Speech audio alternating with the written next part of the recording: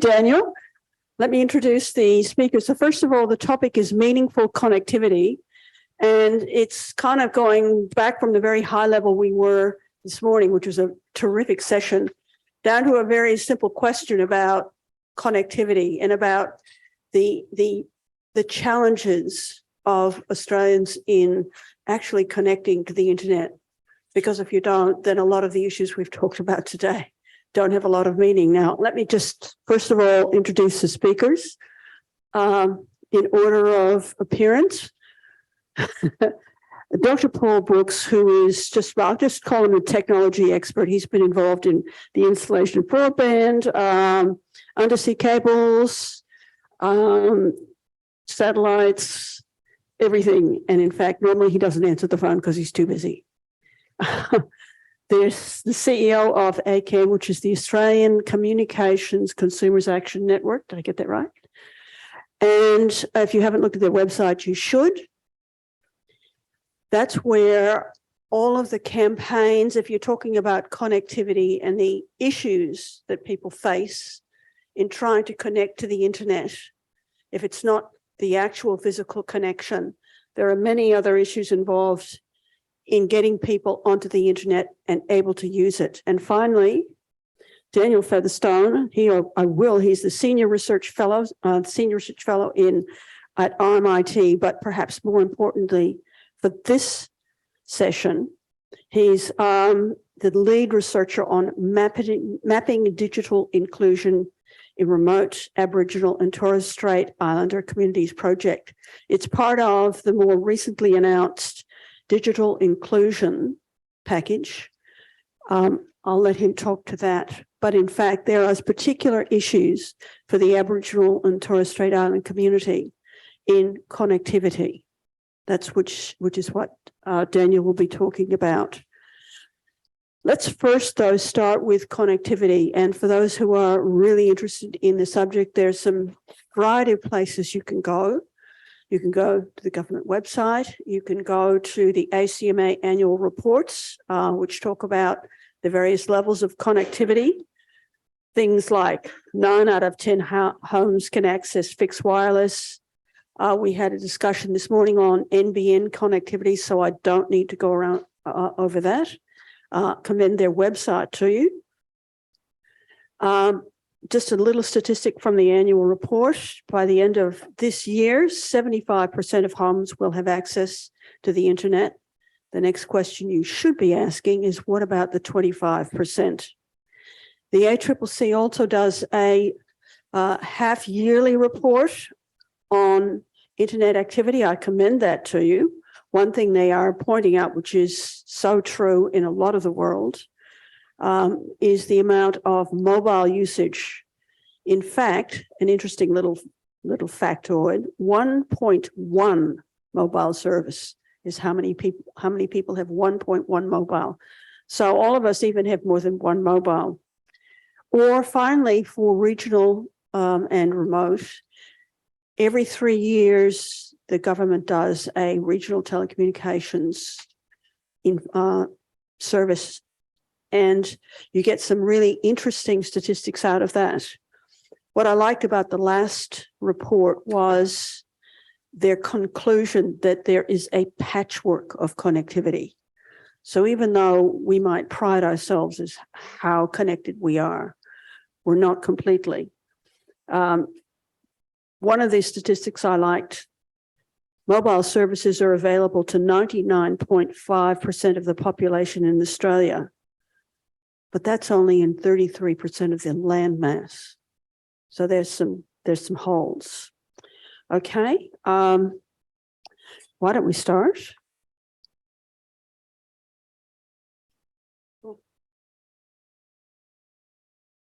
Get the presentation slides. The presentation. We're gonna have to. Could you switch because this isn't working? Yeah. Okay, the next slide, please.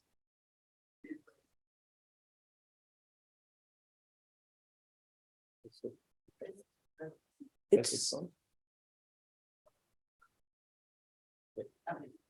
Here we go. okay. This is somewhere to start, which is in case we feel too sorry for ourselves. We're doing pretty well. One of the difficulties with this is something that the ITU has developed. It's called the Data Hub, and we can compare ourselves internationally. The trouble is it doesn't have some really important statistics like actually the mobile percentage. Otherwise, we're looking pretty well, but there are gaps. Okay. Now, aim it up there. This is courtesy of Paul, and this is an example of one of the gaps we don't talk about often enough. Paul, do you want to talk about this, and then we'll get on to your meaningful connectivity slide? I will. Thank you, Holly. So this and I guess this session was really prompted by thinking about the evolution of the focus of advocacy over the course of the last decade or so. Apart from being a network engineer, building network, digging the trenches, designing the networks and things, the connectivity, I've also had a long, what are we now, decade, 12, 13, 14, 15 years, so a very long time involved with the board of the Internet Society of Australia, Internet Australia and the Internet Society globally, where we do advocacy on the first decade often was about connectivity. People can't use the internet if they can't connect to the network.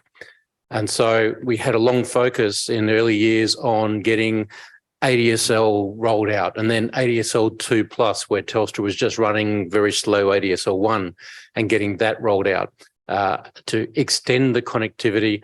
A lot of advocacy for regional and rural connectivity programs, support for black spots in the bush, mobile broadband black spots in the bush, all these sort of methods of bringing connectivity to people that didn't have the connectivity before. And when the NBN first came through, a lot of the focus was on, yes, the NBN is faster than DSL, but still, if we can get connectivity to people that don't have any connectivity before, that's actually better than people that do have connectivity and just making it a bit faster for them and trying to help the policymakers go through those sort of things. In the last couple of years, I've been working with Starlink and low Earth orbit satellites and have come to the conclusion that the connectivity piece is largely solved. The regional and rural, I know, big statement. Regional and rural connectivity is largely as good as, if not better, than some of the connectivity that people have inside the capital cities, thanks to the Starlink. And it is the first of 4 or 5 different low Earth orbit satellite constellations that are going to be launched over the next 5 years, which will introduce competition, which will help bring the prices down. At the moment, the main problem with the current network that's operating is it's pricey. But pricey is real easy to fix with a stroke of a pen on a voucher or something to make it affordable for people that it needs to be affordable for. Who's signing the check? Oh, the government, of course. It's a lot easier. It's a lot easier to have a policy of subsidising connectivity for low income households than to develop and invent the technology to fill a gap in the first place. Paul, my mobile does not pick up satellites. Now, are you telling me that there's something in between? You actually don't. No, don't need to. It works very, very well. Putting your phone on Wi-Fi calling, you can do a phone call through Starlink anywhere on the planet. Where on the phone do you do that? And that's the education piece. So recently, about hotspots, there's a hotspot in between that and your mobile. Absolutely. And you carry it with you. Who funds that? Well, it's commercial. We're talking about Ian. No, the Starlink. You're going to fund it? So the system actually works. We're doing a lot of rollouts of satellite portable Starlink terminals and the next generation, the other constellations are coming through right now, installing them on the roofs of emergency services vehicles, of almost every organisation that is sending a car and a truck out bush, rural fire service, Queensland health, a lot of state-based health services, purely as an OH&S perspective, because with one of these mounted on the roof, the car becomes a Wi-Fi hotspot and can provide connectivity to within 200 or 300 metres all around the car. So you've got a safety aspect, a permanent communications method for teams that are going out into remote desert areas, Paul, wherever you are. The next question, what role does the NBN play? The NBN plays a great role in urban areas. Anybody that's connected on NBN SkyMuster is probably going to be moved off onto something else that works much better over the course of the next 5 to 10 years. And there are people in this room, aren't they, Cheryl, who have seen that, made that benefit, made that transition. The point is, we can move beyond connectivity. For a decade or so, the Internet Society, Internet Australia, has been advocating for connectivity. I believe we can move on to the next phase, which is education. I have been faced, and I'm sure many people in the room have been faced, by talking my 83-year-old mother through internet banking remotely. That's such as this. This is what this is about, and this is why Paul's talking about beyond connectivity. So we talk about meaningful connectivity. It's not enough for someone to simply be able to make a connection to the internet. They also need to have the skills and the tools and the confidence and the trust to be able to use that connectivity to achieve their end results. Which brings us to this next slide.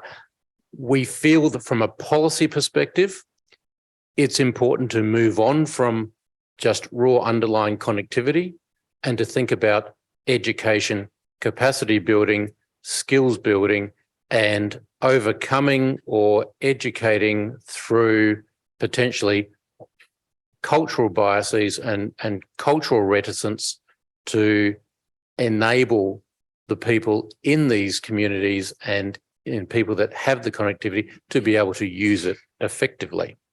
And that comes to a consumer education piece. I guess that's where Andrew comes in. Yes, and this is exactly where Andrew comes in, because we've got connectivity linked or done maybe with NBN and with Starlink and with the satellite and with the government help, as we know. Thank you very much, Ian. But it's just the beginning of some of the problems. And CEO of ACCAN, which has been dealing with all of the other connectivity issues. Over to you, Andrew. Yeah, thanks very much, Holly, and great to be here, and a very well orchestrated segue straight to me. So thank you. You'd almost think we'd rehearsed that. For those who don't know, ACCAN, as Holly mentioned, we're the Australian Communications Consumer Action Network. And in the spirit of open disclosure, Julian Thomas is our chairperson, Keith Besgrove's on our board, Holly is just finishing on our board, and we've got a number of members, not the least of which Cheryl in the room. So we're, from a consumer advocacy perspective, we're very well represented. So ACCAN's purpose is to advocate for services that are trusted, inclusive, accessible, and available for all. And to be honest, that slide that Holly's got on the screen behind us pretty much encapsulates everything that we are advocating for at the moment. So I'll just touch on a number of key points. Holly at the start mentioned the Regional Telecommunications Review that Luke Hartsuka chaired a couple of years ago, and a key phrase, was really great. Yeah, the patchwork quilt of connectivity was a phrase that came out of that, or a concept that came out of that review.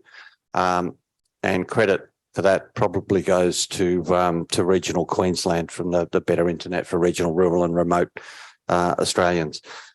And connectivity literacy is a really key issue, because the majority of Australians have the capacity to be and capability to be connected. They may not know exactly what it is that they need for their specific purposes. And that's where connectivity literacy comes into it. And there's been some really great initiatives that have come out of government and the sector over the last few years, not the least of which, and a shameless plug for the regional tech hub that the National Farmers Federation are running, and also a shout out to the government who's just invested another $6 million in keeping that going and evolving that for Thank you, Ian. For the next 3 or 4 years. And what that does is provide a lot of consumer resources, education materials, and support to enable Australians to understand what connectivity capability is specific to their region. And I've had a number of discussions with politicians and other consumers and other advocates in non-rural regions, and I actually think this regional tech hub, the peri-urban region, is something that's another phrase that's come out in recent years, and that's on that urban fringe between the metro and remote regional Australia.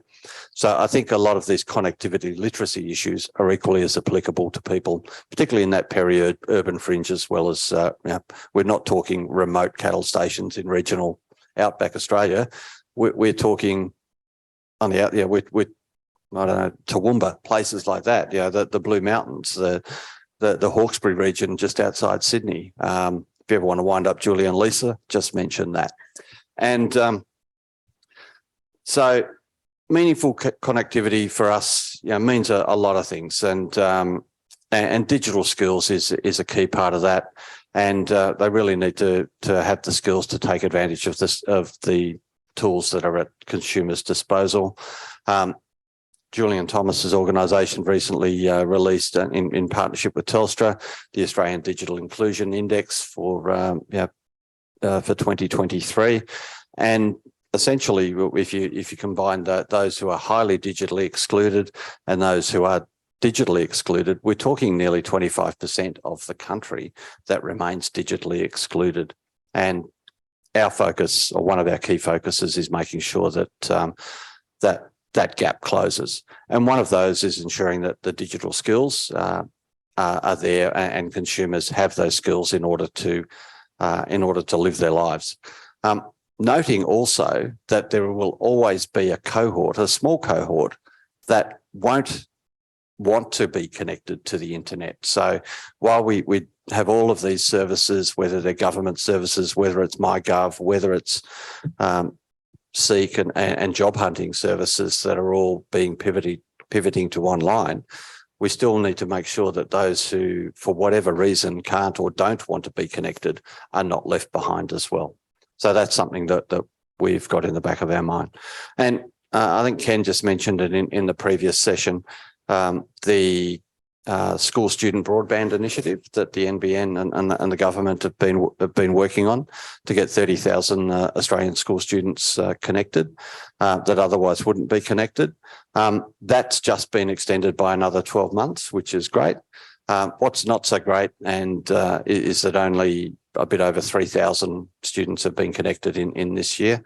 So I'm a really, really big fan for government pilot programs, and really looking forward to working with government and industry over the next 12 months to see how we can refine that program. So I think that's going to be really good. What about the disability program that I think it's been refunded, hasn't it?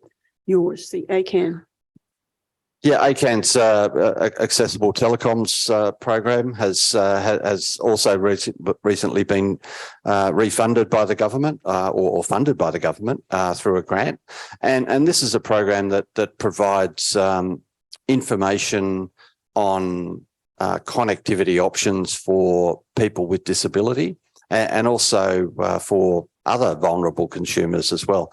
So if you think of someone who's vision impaired, someone who's hearing impaired, someone who has some other form of cognitive defect or cognitive disability, that they may not know what devices are suited to their needs and how they can get online and stay online and actually participate in the economy online.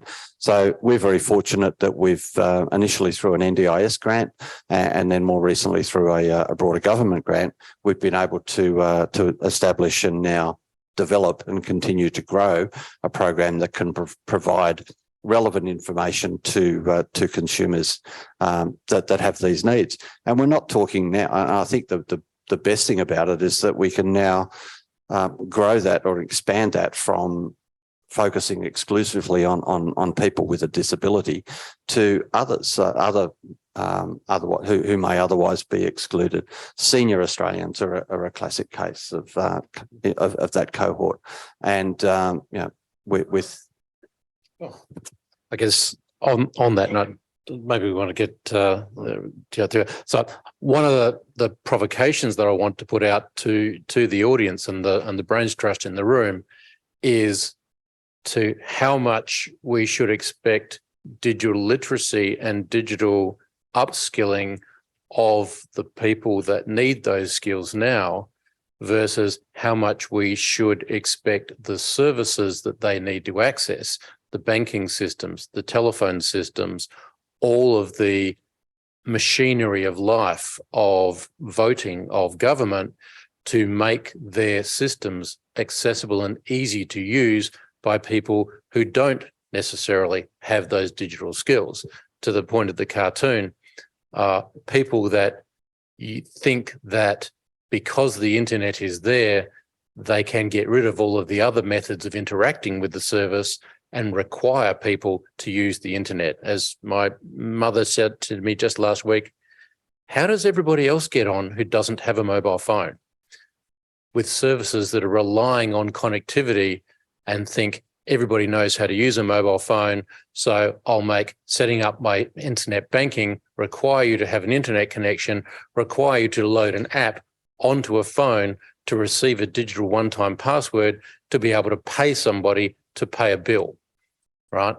How much should we expect the services to be easy to use by people that aren't digitally literate versus how much we should put the resources into helping people become skilled up to be able to use that? Or do we relegate a portion of the population to always having to get help from their 12-year-old grandson or granddaughter if they have one, and if they don't have anybody they can ask, they're unable to do basic things that required by society? Before everybody puts their hand up, including me, I'd like to hear from Daniel. In particular, some of the challenges that uniquely face the Torres Strait, Aboriginal and Torres Strait Island communities, remoteness, but language, the sorts of things that you, as one of the lead researchers in the digital inclusion, you're going to have to face, and how you've been dealing with them. And I'm leaning over because that's where your picture is. There it is. There you are. You're up there. Okay, go over to you, Daniel. Thank you. Thanks very much, Holly, and great to follow on from Paul and Andrew. Hopefully I'll be able to fast track some of what I was going to cover. So I'm Senior Research Fellow at RMIT Uni, part of the Centre of Excellence for Automated Decision Making in Society. I'd just like to start by acknowledging the traditional owners of the unceded land where you're holding this event in Meanjin, the Turrbal and Yagara people, as well as where I am in Castlemaine, the Dja Dja Wurrung people, and acknowledge elders past, present and emerging. I'll extend that to all First Nations people in the room. First of all, the model that you've put up, the GSMA model for meaningful connectivity, I think is an important and useful framework for understanding and addressing digital inclusion. But context is critical. And so what I'm going to cover in this talk is about how that looks. What is meaningful connectivity for an Aboriginal or Torres Strait Islander person in a remote community in Australia? So the project we're doing is called Mapping the Digital Gap.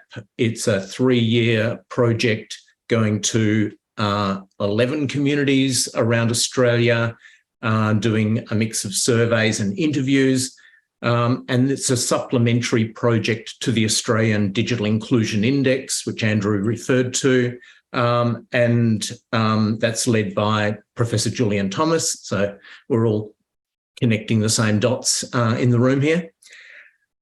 The the use of the term digital gap for our project refers to a new Closing the Gap Target 17, which aims to close the gap in digital inclusion for between Aboriginal and Torres Strait Islanders and other Australians by 2026. For anyone who's been into remote communities, you'll know that's quite an ambitious project, and there's a lot of work to be done if we're going to achieve that. Many of these communities, so let's say there's 1,545 remote communities in homelands around Australia, about 670 of those don't have any mobile connectivity, so that 0.5%, this is largely the cohort that are in that zone. In 2022, so last year, the first year of our research, we partnered with local First Nations organisations and worked with community co-researchers in 10 communities across New South Wales, Northern Territory, Queensland, WA. And we did 530 surveys, 140 interviews. Basically, we're really trying to capture an understanding of the community-wide use of media and communications. We don't assume that everyone is connected, which is why we've taken a broader look at connectivity to cover TV and radio services, face-to-face communications, the notice board in the community. We tried to look at all the ways that people are accessing information and understand the unique social, cultural, political, geographic context for these communities. Every community has its unique challenges and needs, and so we're really trying to understand that and then give a report back to each community based on what we've found as part of Indigenous data sovereignty, giving the data back to the community for their own planning and advocacy, and for putting up strategies to look at what could be done locally to try and address the obstacles we've identified. So developing a local digital inclusion plan. So from our first year of surveys, we now have a dedicated First Nations page on the Australian Digital Inclusion Index dashboard, and we can start to see the scale of the digital gap for the first time by levels of remoteness. So for instance, we now can see the overall digital gap is 7.5 between First Nations people and other Australians. But as you go to remote and very remote, that increases substantially. So it's 24.4 for people living in remote communities, 25.1 in very remote. And that gap, when you look on the dashboard, you'll see it's the greatest in the area of access. So yes, access is still a critical part of the story here, and digital ability is next, but also affordability. And so affordability isn't well captured because it uses a model of an ideal bundle of internet access, which often isn't available, and according to a standard household income. And in places where people are living in houses of up to 10 to 20 people, a household income looks very different to your standard Australian household. So we've had to really drill down on that more because 90% of people are using prepaid mobile as their primary form of mobile. There's only about 10% who are using a postpaid data service. There's significant work to be done to reduce that digital gap, and particularly by that ambitious target date. But there are some positive steps underway. So this year, Minister Rowland, the Minister for Communication, has established a First Nations Digital Inclusion Advisory Group. My colleague, Dr. Linda Normand-Parker, is Deputy Chair of that group, and I'm on an expert panel that supports that. And we've been able to start to put forward strategies that are First Nations led for how to address some of those key challenges. We've just put our first report to the Minister. There's also been a First Nations Digital Inclusion Plan recently announced that came out of that 2021 regional telecommunications review as one of the recommendations. And that has recently been announced. It took a while to get there, and puts forward some really good initiatives about what can be done to address the issues, but also looking at what is being done already across federal and state territory and industry and in the not-for-profit sector. One of the challenges is we've currently got a plan without a budget. So we need to make sure that these projects are budgeted and that they are going to have targeted solutions. As Paul has said, the current communications policy, or the focus, has been very much on infrastructure. And in remote Australia, that's been primarily through the Mobile Black Spots program, the Regional Connectivity program. And they've had a great impact in getting a lot more mobile coverage into communities. Where we are now, though, is at that point of market failure where an industry co-investment model, which both of these rely on, is no longer going to get the solutions into those other 700 or so communities or homelands that don't have connectivity. So we need more targeted programs to address that. We also, as Andrew has pointed out, beyond access, we need to address the affordability issues, particularly for people who are primarily paying a premium rate for what is effectively a substandard service in many of these sites. So paying prepaid mobile is $3 per gig. Most of us are paying, 20 cents to less than $1 per gig. We really need to make sure that services are affordable for people to be able to use them, and then have the skills and the tools and the support to be able to use all of those services that are increasingly going online. Banks are pulling out from remote Australia. There's very few of the services that many of us have access to available in communities. People have to be online to be able to access those. And in those small homelands, there's none of these services.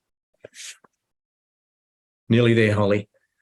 So while the old universal service obligation for voice services has been subsumed into the universal services guarantee to include data access and to some extent mobile, there is currently no regulatory regime to ensure that all Australians have affordable and reliable internet access. And I think we need to start really drilling down on how to enact that tool to ensure that everybody has a safety net.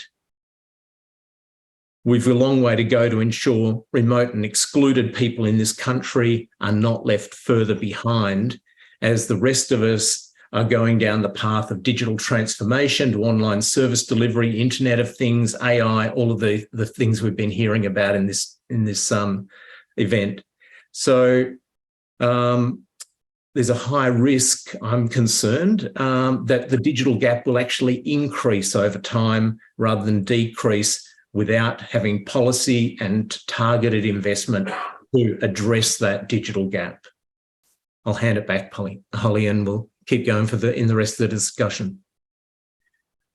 Look, that was absolutely terrific. Thank you, Daniel. That was great. I go back to my original point, which is when you look at Australia against the rest of the world, we start to look really good. When you look at Australia, and then you listen to Paul, and you listen to Andrew, and you listen to Daniel, you actually see a very different picture with a lot of gaps.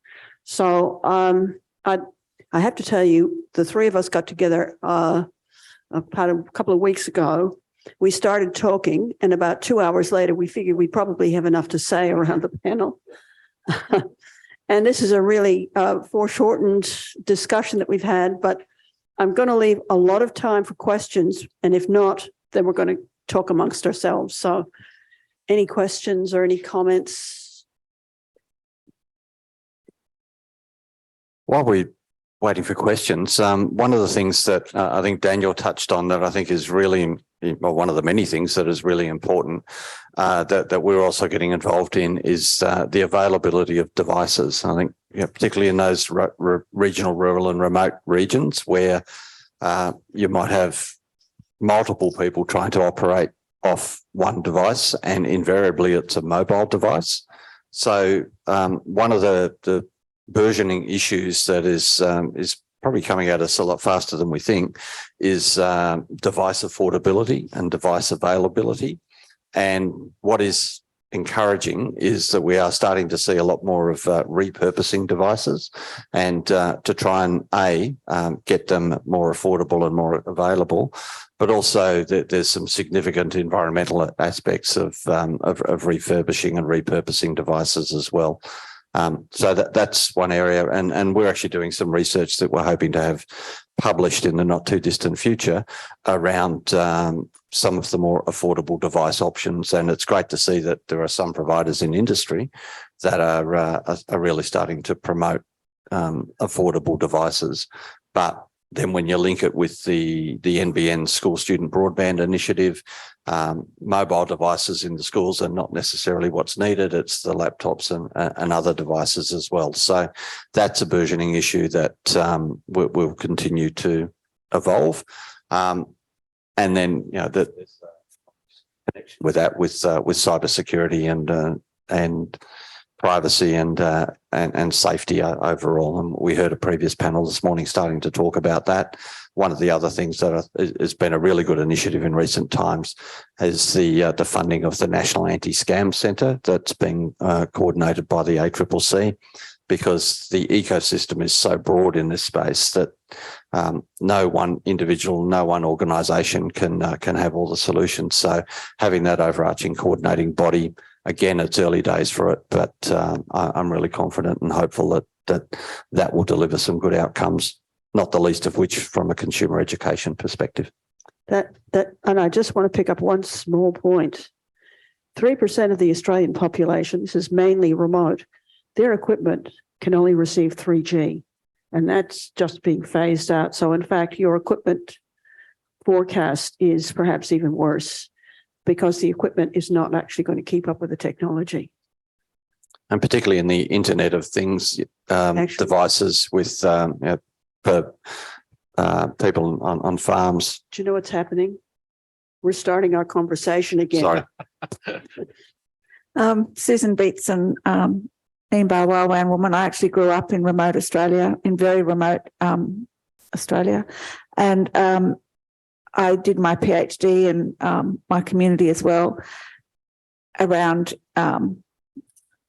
information systems theory, but I come from a datacoms background, so I'm very familiar with the technology availability, accessibility, and affordability for mob. And recently, I do STEM workshops for Aboriginal and Torres Strait Islander peoples, school children, and I recently did one with some children who travelled from Ernabella, Unmu community, which is a group of 7 schools just in South Australia, just south of the Northern Territory border. And I was wearing a I'd rather be coding badge, and the year 11 student who is in year 11 asked me what coding was. And when I frowned and spoke quite severely to the teachers, they said that their internet was so poor, and they used that as the excuse to not teach coding. I've taught 8-year-olds how to code with elders on the riverbank with no internet at all. So this, I know that there's a whole lot of literacy, digital literacy that needs to happen, but I want to know what is actually happening in, for example, that particular area now, so that I can go out and I've spoken with mob in the community there, and they want me to come and spend some time to help people learn and understand. But I want to know what resources are available for these people and what network is available for them. Thank you. When you say area, are you referring to particular areas before? And Daniel might know exactly, he's nodding there, so he might know exactly what I'm talking about. Yeah, thanks. And is it Susan? Yep. So I spent 9 years living out in the Ngundera lands, just adjacent to the APY land. So I know exactly where you're talking about and some of the connectivity issues, but there's absolutely no reason why the schools can't be connected and using Starlink or you know, have decent connections now. The issue of coding, look, you know, we could talk about it all day, but there is just not enough resources available specific to First Nations communities. We had more programs going in the early 2000s for IT skills and awareness and trying to build that connectivity capability in communities than we do now. It's all been focused on infrastructure projects, and we have a long way to go to be able to really get that across the board in communities where we have support services for local facilities, for digital mentors in communities, and to have proper training programs going. But the schools generally are the places where the kids are getting good access to service, you know, to support and developing digital capability. And they become the teachers for their families and they're particularly helping their grandparents to use all these online services now. So it really is on a site-by-site basis. Some places there is a lot of coding, there's robotics, there's some fantastic work going on. Ernabella has no excuse for not having that. Thank you. Thank you, Daniel. Any other questions or comments at the moment? Okay. Sorry, Holly, just on that last one with Susan. It's early days, but some of the work that our colleagues with the Australian Digital Inclusion Alliance are starting out on. There's an organisation that was the Digital Skills Organisation. It's now been renamed to the Future Skills Organisation, and they are just starting the conversation to start getting a lot more of these of this training into the vocational education sector. But again, it's still around discussion papers and the early days of just getting it getting the message out there. But we have to be hopeful that embedding a lot of these practices in the vocational sector over time could actually be beneficial. Oh, I think we've got a question up the back while the microphone gets up there. Hi there. I feel like I should start my karaoke back here, but I won't subject you to that. I couldn't see all of the slides in your chart around those 3 stages of connectivity, but I do really appreciate that we're talking about none, basic and meaningful against, am I correct, infrastructure, affordability, devices, skills, and security and safety. My interest and my concern around civil society and a changing society with the internet being another public space is connectivity being, like you guys have all said, a notion around infrastructure rather than belonging. I would argue, I was really interested in a comment in our earlier session of just realising that we are fragmented. I have personal thoughts from my history as a 5th generation Australian Chinese person whose family were subjected to language tests and the White Australia policy, that fragmentation on the internet exists because it exists outside of the internet.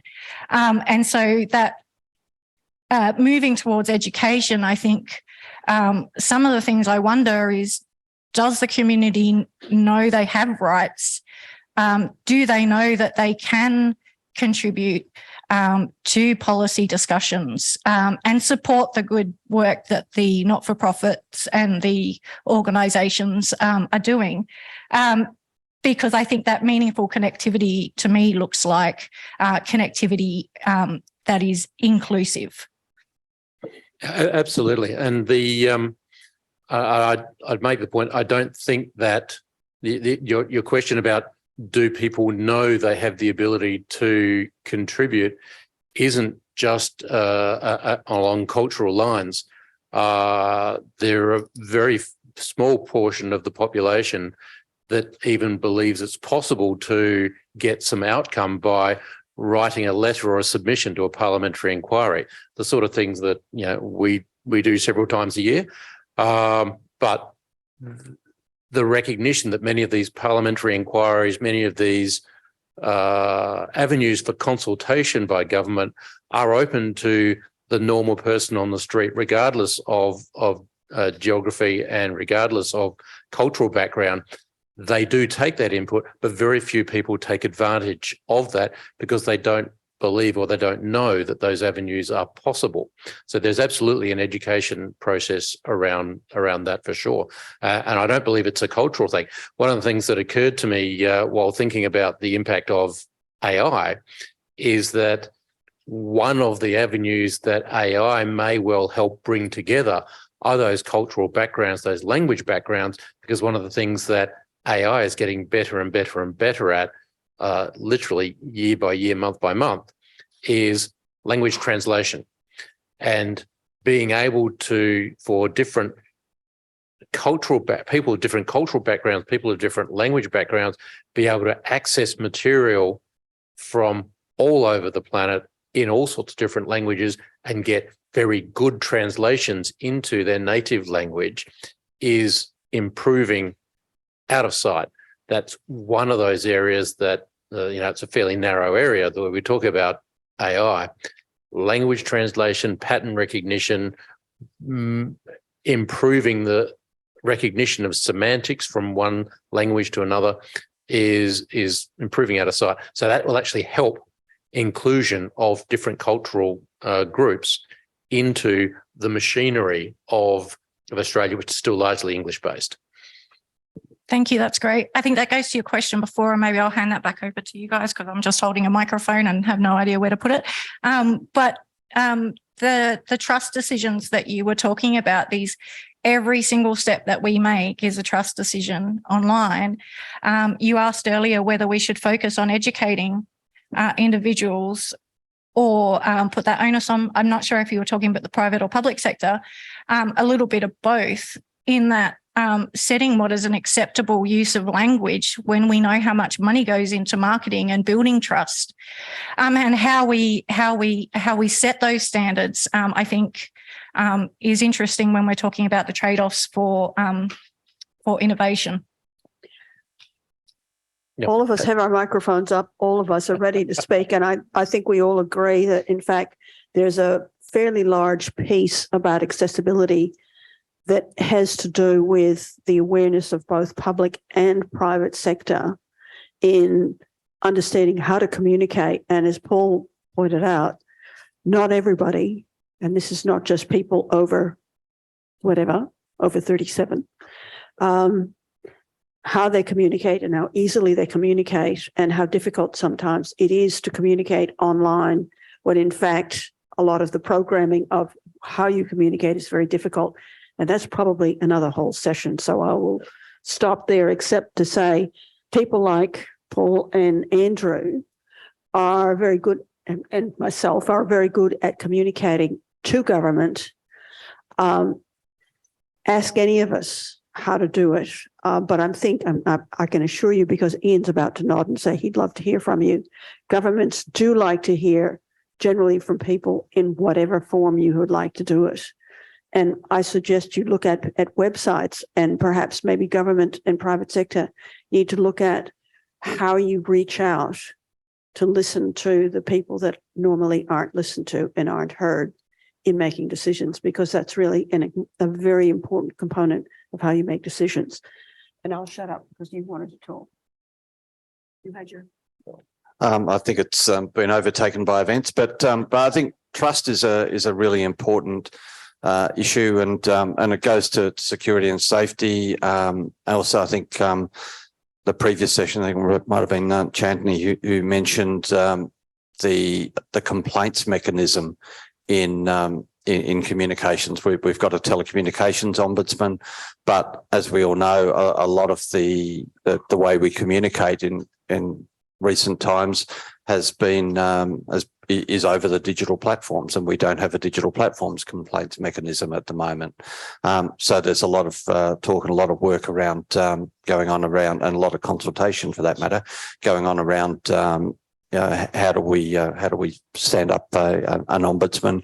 Is it an existing ombudsman that takes on additional responsibilities, or is it a brand new entity in itself? So trust is a big thing, and also in the telco space, there's some Roy Morgan research that came out the week before last that showed that telcos are among, or some telcos in particular, are among the least trusted brands in the country, and that is concerning. I think it's actually interesting that I kicked off the piece with a bit of a provocation that the infrastructure thing has largely been solved through these new satellite networks, which have performance characteristics effectively similar to a mobile phone network, but can reach every single corner of the planet. What we have in Australia and largely around the world, in most other countries as well, is an area of siloing, in that while the infrastructure for communications is now largely solved and will get better as these satellite and I come from 2 decades of designing networks where satellite was the worst option. It was the only thing you would use unless there was absolutely nothing else. And in the last couple of years, it's actually gone to being one of the go-to things to go to first, because it's actually now faster to put something like that in place, to ship in a dish, attach it to a car battery, and off you got connectivity, than to run up a whole pile of mobile phone towers and spend a decade or so doing it. But what is missing is the link between the communications infrastructure and power infrastructure. One of the things that we saw very clearly in the outcome of a lot of the Australian bushfires and a lot of natural disasters is that the availability and the reliability of communications infrastructure, it's largely reliant on the reliability of the underlying electricity network and the electricity system. Your mobile phone tower is great up until the point the generator runs out of fuel, and then you've got a paperweight, right? So in Australia, we are now just starting to have closer linkages between the communications networks infrastructure and the power networks infrastructure, and a focus on reliability of underlying basic utility electricity, and also redundancy measures so that there isn't a single point of failure in the electricity network, because that was found to be triggering a pile of perceived unreliability in the communications networks. And a lot of the distrust on, particularly in remote and rural areas, in communications network reliability often comes down to the reliability of the electricity infrastructure. And we have a insane situation in Australia where electricity is a state responsibility, communications is a federal responsibility. And so you end up with, by definition, at least 2, if not 3 levels of government that all have to talk to each other and coordinate things to actually keep the lights turned on for mobile phone, any sort of internet, anywhere in the country. And it's ridiculous, the amount of coordination, which slows down the process of actually getting real concrete improvements, real cables put into trenches, real generators put in, real reliability of cable paths, not so much on the communications, but the electricity, which also benefits the communities in those areas directly by actually having reliable power. I'm going to stop there and Yep, sorry. a final note for Daniel. Are there any final questions? And then I'm going to give Daniel a final word. Holly, we've got a question. Go ahead. There was one question over there. Question over there. Daniel. Daniel first. Go ahead, Daniel. Sure. Yeah, I just wanted to follow up on Paul's comments about the power supply. And, what we have seen is there's, a number of outages in the remote communities that we've visited. I've just got back from Moderator community last week in Northern Territory. They had a 11-day outage last year. Half of that was due to power outages. The rest was other infrastructure issues.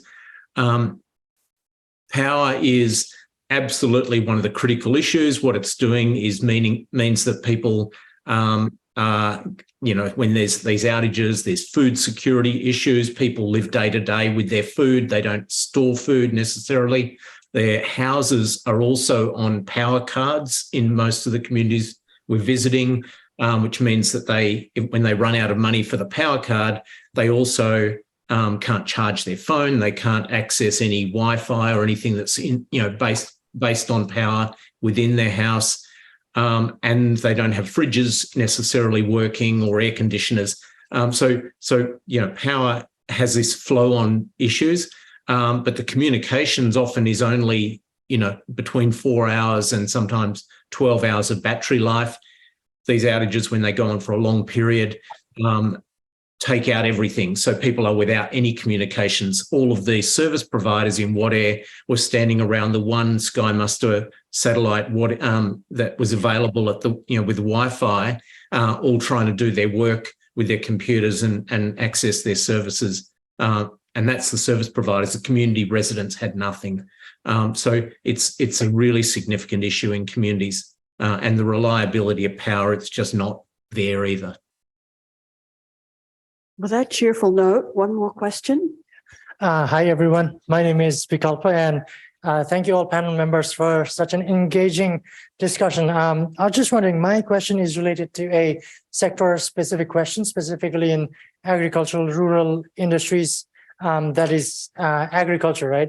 So, with all these sustainability concerns about farming practices, digital agriculture has become a really big thing. So I'm just thinking whether there's any possibility of a sectoral approach to making connectivity powers as an important issue, as a prime project, given the crucial nature or the sensitive nature of the agriculture industry. Thank you.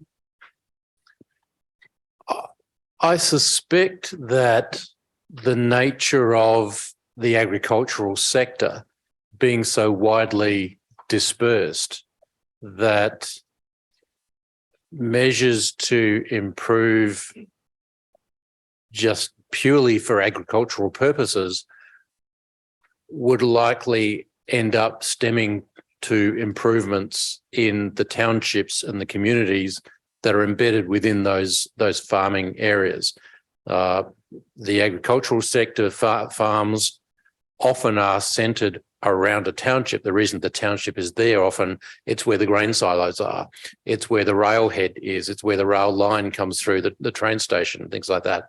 So by improving the communications for towns and population centres, you end up improving it in the centre of the agricultural area that it surrounds.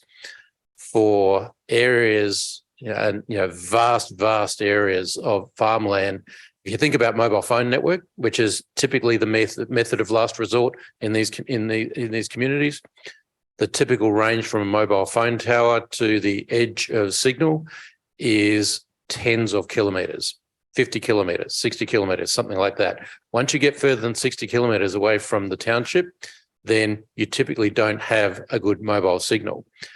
Putting up a mobile phone network purely to address the agricultural sector probably isn't there, but what they are doing a lot is using different technology. There are a lot of satellite-based IoT networks, very low bandwidth sensor-based networks where the sensors are starting to get embedded in tractors and things like that. So that is in essence a sectoral approach to communications, not so much for human communications, but for things like steering automated tractors and making sure the furrows run straight and that sort of thing. Micro GPS accuracy as well to 3 centimetre accuracy. We have absolutely run out of time. We're at 0, but would you please thank our panel? Would you thank Paul Brooks, Peter Williams, and Daniel Featherstone?